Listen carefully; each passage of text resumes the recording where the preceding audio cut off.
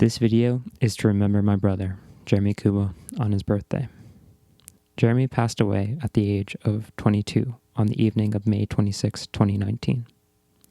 He had just graduated cum laude from Misericordia University. Of course, he couldn't let me outdo him. And he was working on his master's degree in occupational therapy, hoping to help children learn to work with their disabilities and lead fulfilling lives. He was with his family and girlfriend and passed away suddenly and painlessly after fighting heart disease his whole life.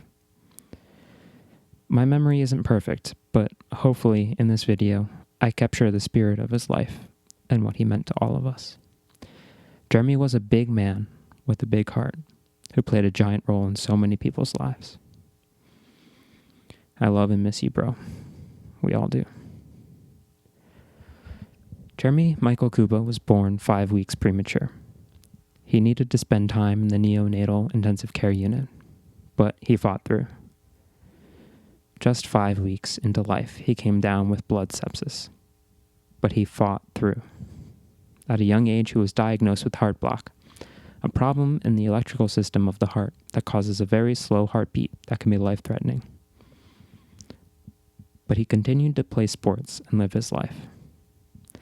In 6th grade, it got worse when it wasn't supposed to. We got word that he needed an emergency pacemaker surgery. He got it at the Children's Hospital of Philadelphia, and he fought through recovery. Jeremy fought any restrictions that anyone tried to put on him. He wanted to live a normal life. He played baseball, basketball, he threw in track. Then when he was 18, his heart continued to get worse, and he ended up needing a new pacemaker.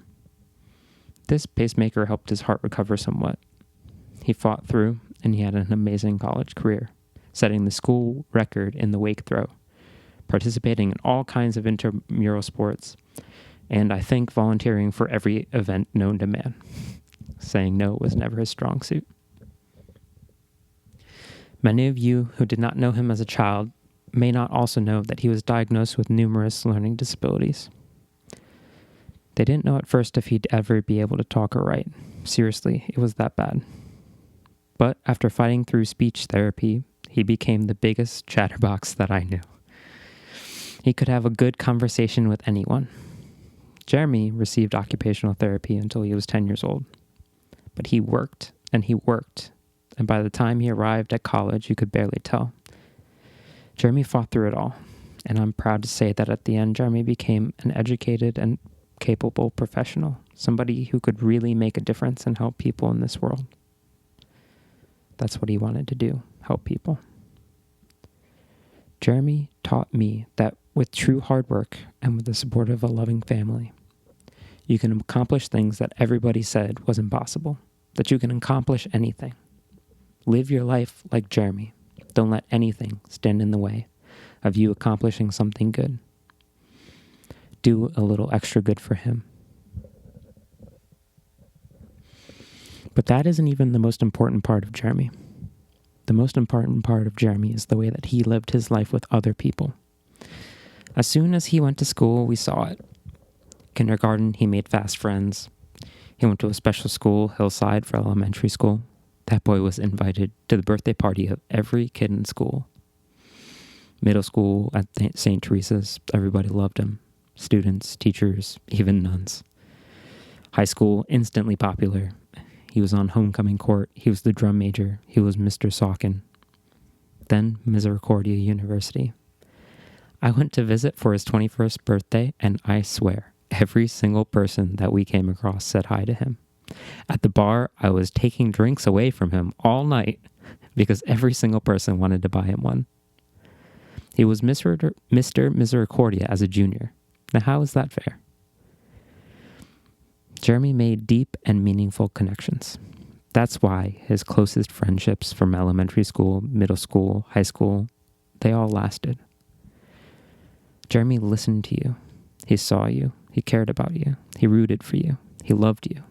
And because of that, we loved him. As kids, for at least more than a year, he texted me, "Good night, I love you," every day, whether I answered or not. What kind of kid does that? Jeremy always said that family was the most important thing, and he was always there for us. Jeremy wanted to be with you, to interact with you, to be a part of your life. And I think that's why everyone loved him so much. Because if he met you, you became a little part of his family right from the start. Jeremy taught me every day how to be a better man just by being himself. He was the best man I knew. He brought so much love and light into this world, and that will shine on in all of us. Jeremy knew that this could have happened. One time we had a conversation and he told me that after everything that he went through, he wasn't afraid of dying. He was only afraid of how the people that he loved would take his death. And so I say to you, Jeremy was relentlessly positive in his life, always looking at the solution, not the problem. Always looking for the lesson, not the setback. Always finding moments of joy and happiness in the times of the greatest struggle. Jeremy would want to be defined and remembered by his life, not by his death. So in the end, I want this to be a message of hope. That's what he would have wanted. Live your life like Jeremy Kuba. Work hard to overcome obstacles. Dedicate your life to something good. Love everyone you meet and make their life better. That is how we honor him.